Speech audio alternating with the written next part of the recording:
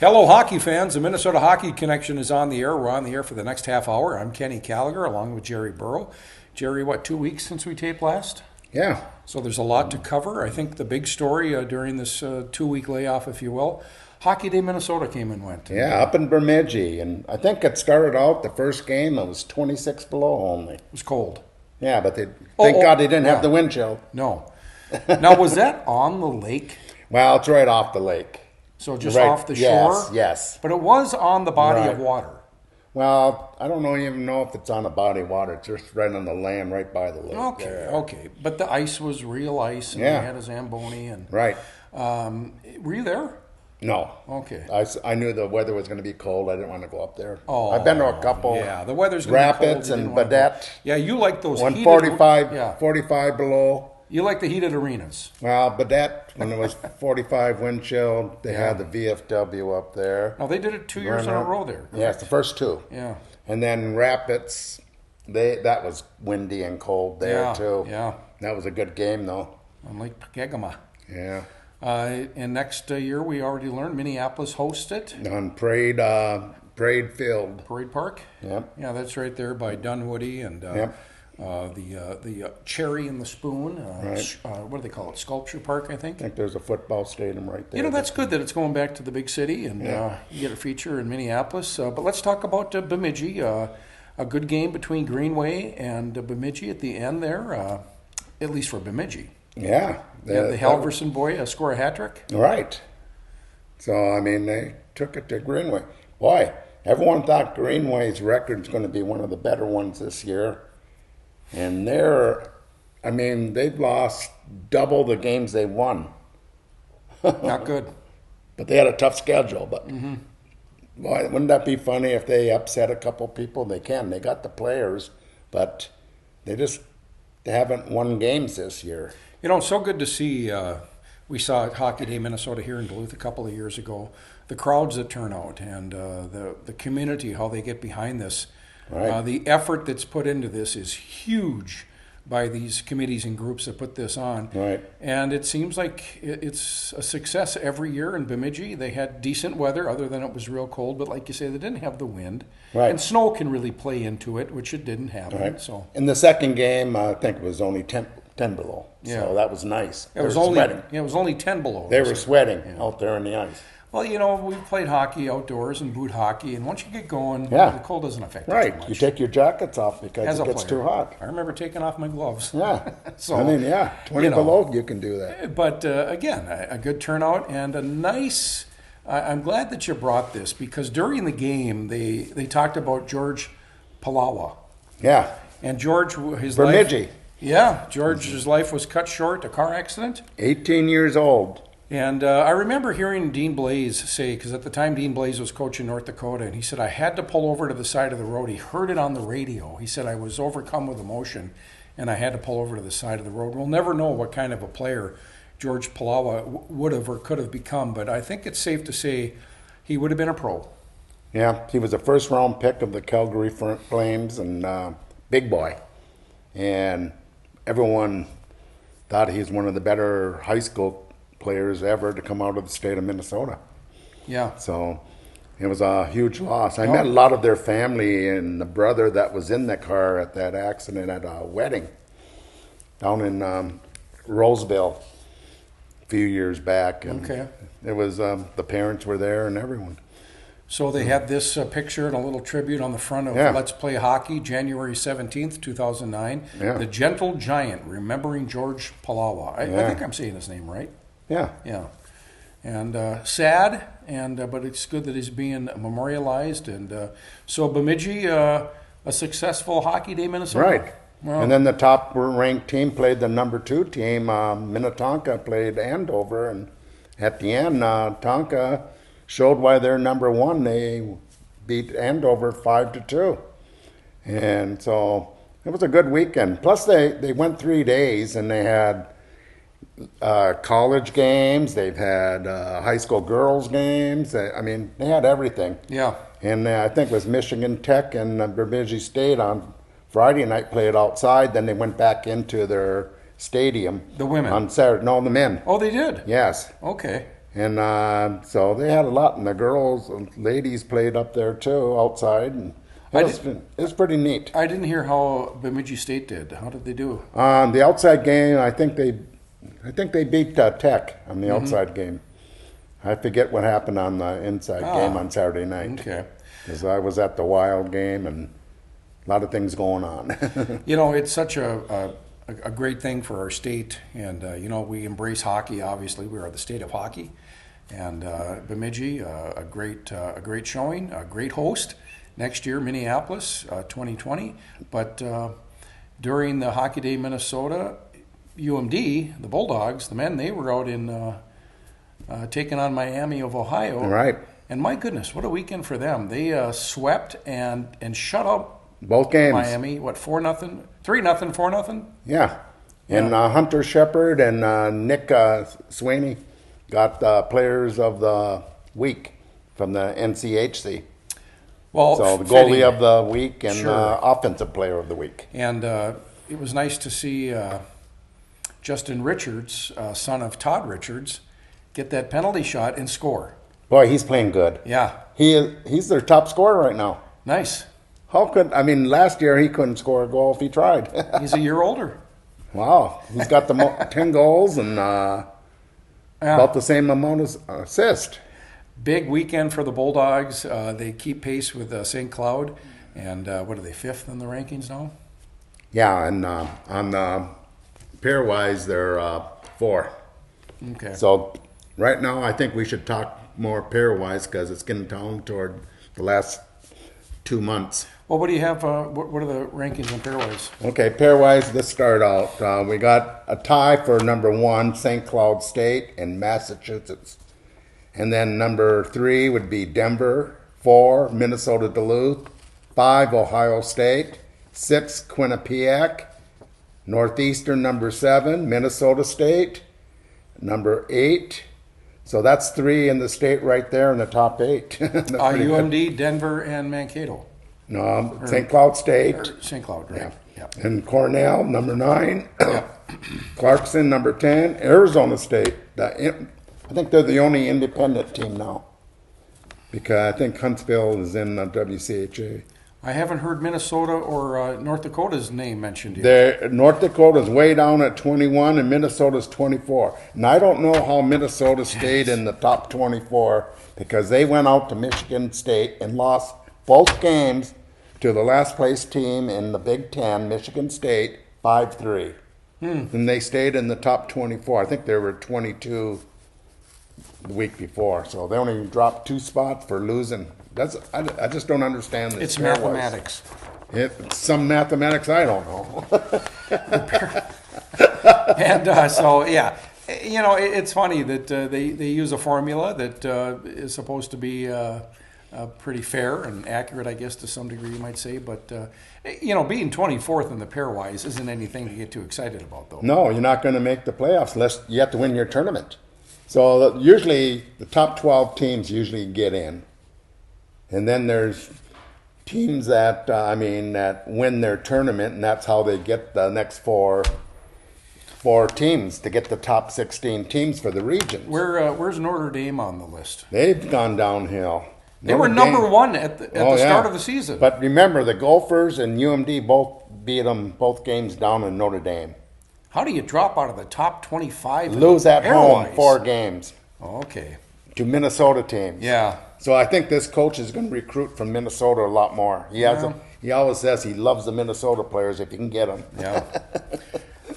Well, the Bulldogs, again, a successful week. They were hosting Miami. They will be at St. Cloud's. Or I'm sorry, they were at Miami. They'll be hosting Omaha this weekend, the 25th, 26th. Omaha is struggling.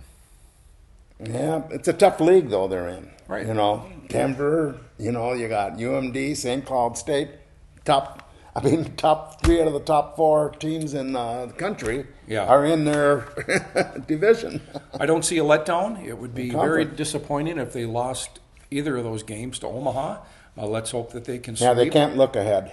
No, they can't, but we can at Colorado College after this weekend. Okay, they go away. And then they come home to take on Denver. Okay, well, then there you go. That's And going to then- be a big matchup. And then they go on the road to go to North Dakota. Did they? Yeah. Do they play St. Cloud State anymore? They don't. March 8th and 9th They do. in St. Cloud. Oof. Yeah. That's a state high school tournament. As a matter of fact, Otherwise, I'd they're go up there. going to play Miami again. They're going to host them. Yeah, at the end of the March. first and second. Yeah. Okay. Yeah. So that the NCHC conference, the National Collegiate Hockey Conference, is the top conference by far. Oh, I mean, yeah. I mean, it's just they've done a great job, and the parity in it. Mm-hmm. I mean, you can't look ahead. I mean, okay, Omaha must be at the bottom right now, They're struggling. but you can't look ahead. They No, can beat you. of They course. they held on to Denver last week, both games. Then they lost in the third period. You know, I don't know if I want to say that Omaha can beat UMD, but UMD can certainly beat themselves. They Right. need to, play smart That's what would happen. and play with some confidence, but not get too cocky. And hopefully they can. On Sweet. paper, we're there. Right. So, any thoughts on Sandlin coming back from juniors? Do you ever get a chance to talk to him? And Well, I talked to him a little bit at what do you call it, Frenzy. yeah, And I just told him, nice job there Mm-hmm. and that, and welcome back. And I bet it's hard getting back into it. He says, yeah, the first few days it's hard. he's not too talkative of a guy. Sometimes he is. Talk about the frenzy. What was the outcome there?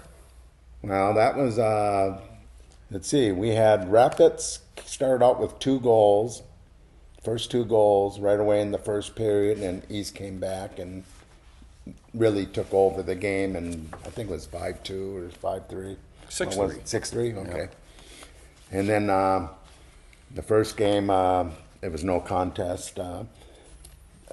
Denfield tried to hang in there the first period. I think they were behind just 1 goal, but they lost was it 9-1 or something like that To to Hermantown. yeah. It was just a blowout, Yeah. and that was not Denfield's Well, game. And they've been playing good this year. Hermantown might be the second best team in the state. Yeah, they lost to 3 AA teams, and they went to I think it was overtime with St. Cloud Cathedral, the number 2 team. There's three or 4 good And teams in Class A too, though. They tied Minnetonka. Yeah, up here, and they came back on a 3-0 deficit and tied them. So you got to give them credit. Sure. Hermantown is getting a little deeper. At first, their starting line and defense pair were basically what they had, but now they're playing 3 lines pretty much, and sometimes 4 lines, and Yeah. they're getting a little deeper. And as the season goes on, and it's going to help this team. So yeah, Hermantown, it's a nice team. So East played Eden Prairie on Saturday here at Heritage. 1-1 tie. That was a little over a week ago. Yeah, right. And then they played. They went on a road trip to Brainerd and Moorhead and lost both games, 1-3-2. And I guess that didn't go over good. And all of a sudden they didn't show up to Moorhead 4-0. So, but East is having every year. I don't know why this team goes through this little slump area where they can't score. And right now they're doing that. And I'm sure the coach is doing everything. I bet he's not sleeping at night. I know Mike Randolph. I bet he's not sleeping at night trying to figure this out. Well, You they know, don't but- lose back-to-back games too often. No. But they got 3 games this week. They got Forest Lake tonight. We're producing this show Tuesday. So this is Tuesday the 22nd. And then they got Friday, they go down to Prior Lake, and then they come back home. And 5 o'clock on Saturday at the Heritage Center, a very good Egan team will be here. And then that's a good idea for people to come watch a high school game, then run down to the Bulldog game. Yeah.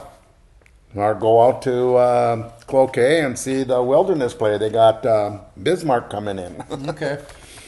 But it's getting we're less than a month away from playoffs now, and I might as well give my rankings for AA, Class AA. We got Minnetonka. They're the only team without a loss, 17-0-1. The And one that- tie was Hermantown. Hermantown, yeah. Then Andover got their first loss this weekend on Hockey Day, Minnesota against Tonka. So they're 16-1-1. Edina split with this is the first time in the 28 years I've been back in Minnesota that I ever seen a high school team play the same team back to back, night to night. Hill Murray and Edina, home and home. Really? Like a college series. Yeah. They played Friday night down in Aldrich Arena. Okay. And Edina won 3-0. Then he went over to Edina the next night. Was that scheduled that way? Or Yes. was there a makeup? Yes, and Oh, I my. talked to the assistant coach I know real well for Edina, and he says if this goes over good, we might do that in our conference even.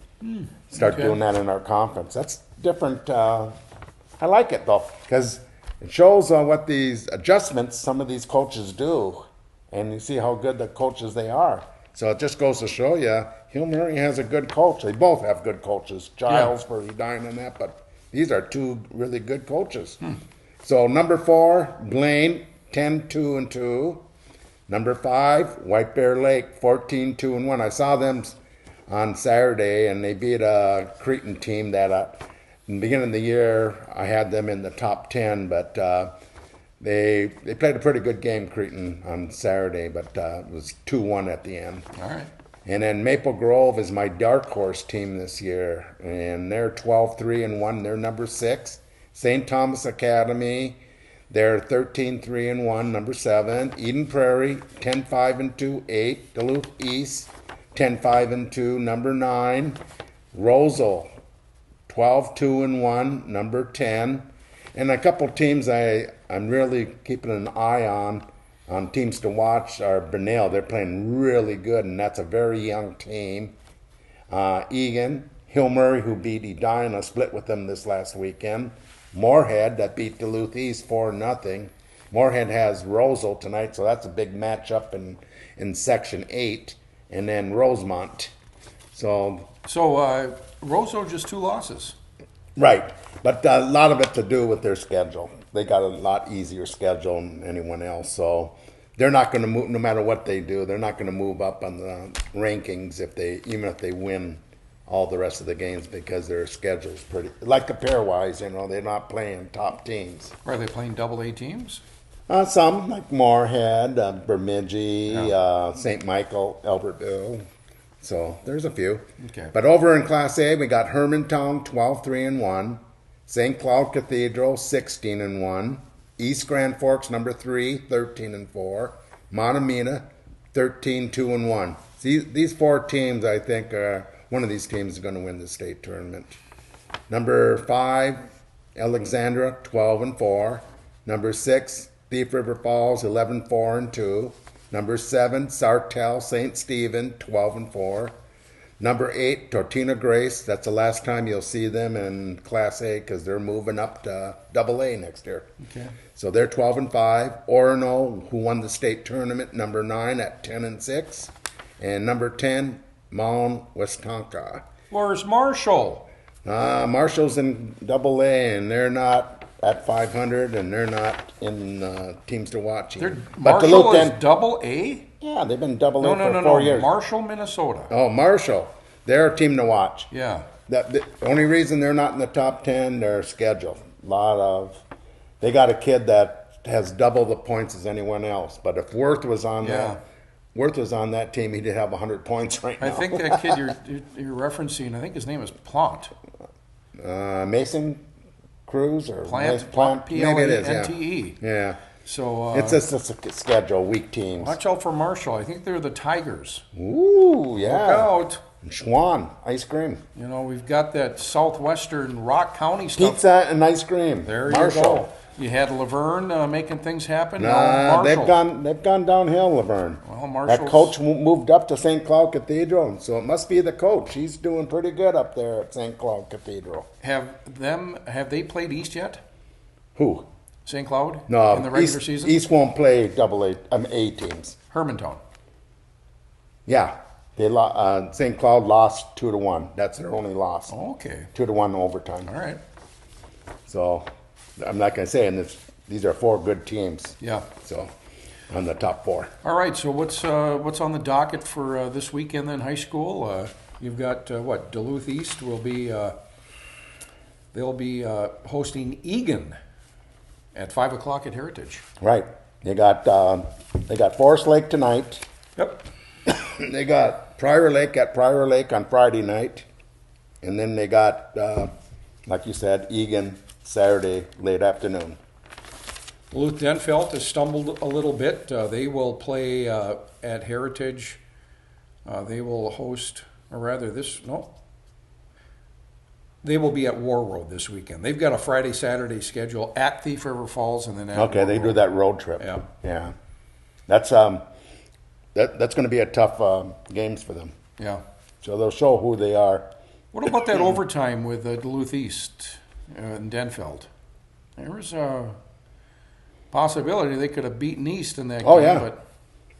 but Something about when you play their inner school that they circle that game before the year starts, and then like a croquet, they think it's the only game on their schedule, and they play like it. Denfeld's got some decent forwards, and but their goaltender really stood out. Yeah, he stood out in that game against East, and he's had some other good games, and so hey, they're a decent team. And I mean, they're playing a lot better than I thought when the season started. So Yeah. the coaches are doing a good job with these kids, and good for them. Minnesota Wild had a nice win last night at Las Vegas. I was surprised to be reminded by Anthony LaPanta that they're 4-0-1 against Vegas. But my goodness, a nice Really? 4-2 win. Yeah. And they picked up a couple more Swedes, so now it's turned into a Sweding team. They got Victor Rask. They traded Niederreiter. They did. And guess what Niederreiter does in his first game? Don't tell me. He got a couple goals. Oh, okay. That's all. That's all.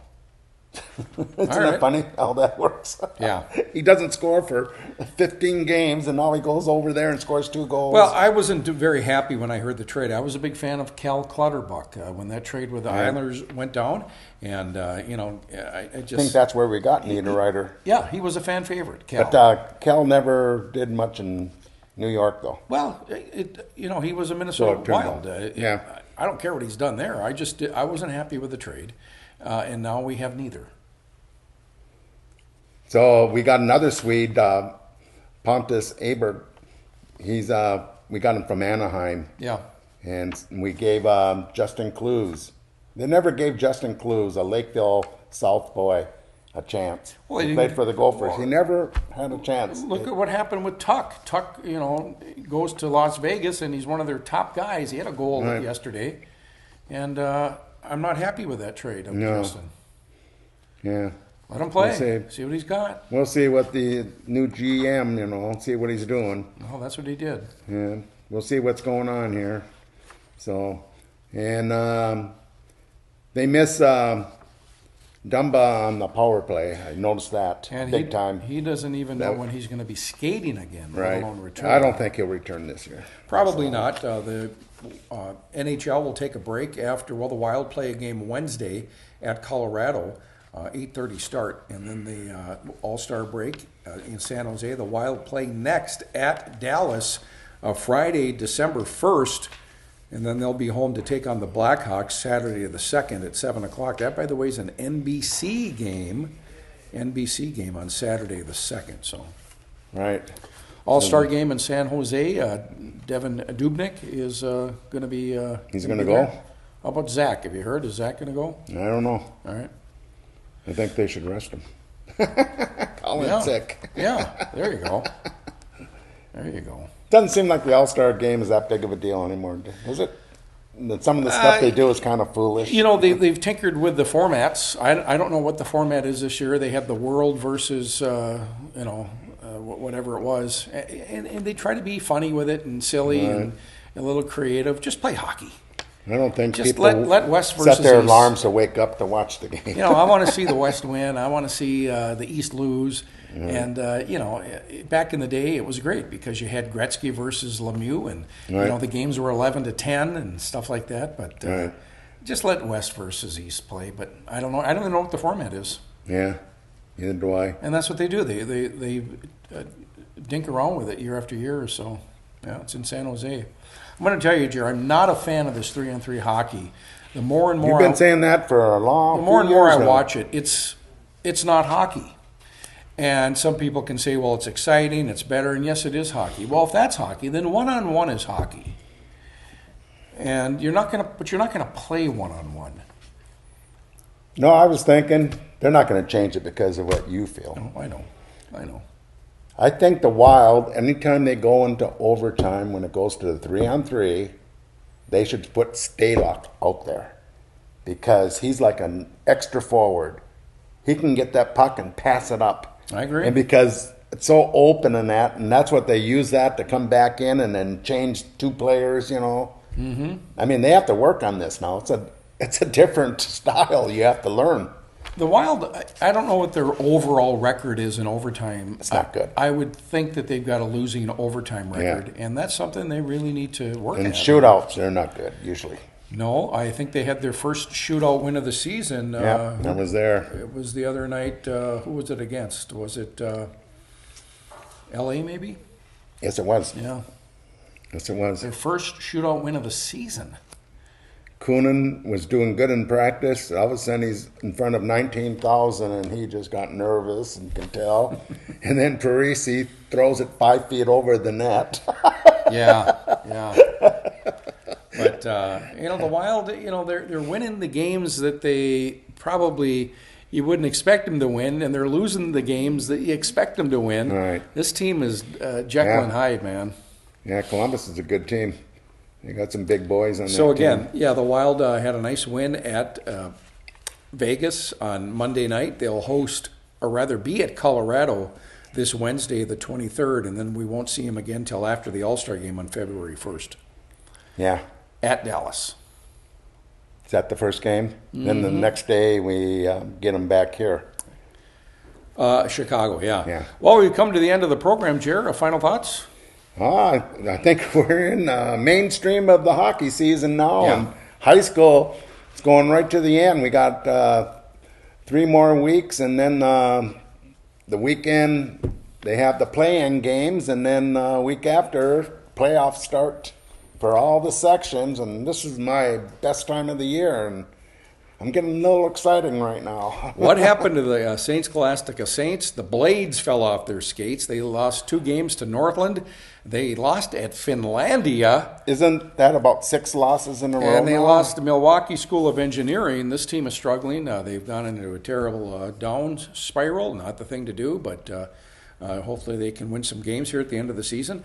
We want to thank the staff at PACT-TV, where this program is produced. Check out our websites. We have a YouTube channel. Find us on Facebook and like us there, and also MinnesotaHockeyConnection.com. And for Jerry Burrow and myself, we'll be back here next week to drop the puck, Jer. Yeah, we'll see you at the rink. See you then.